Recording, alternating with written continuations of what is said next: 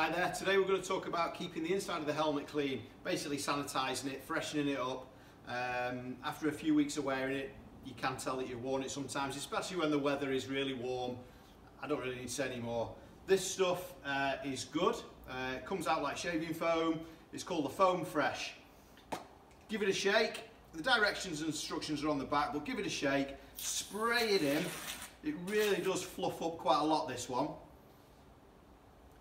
Get your clean cloth, and once it's all foamed up like that, basically rub it into the liner. Nice even strokes, rubbing all the way through. Once you've rubbed all the foam away, you then leave the helmet to dry naturally. So pop the visor open. If you've got a helmet donut, which we sell at all the JNS stores, you can rest it on the donut. It's going to be nice and safe on there. Visor open, just leave it to dry naturally.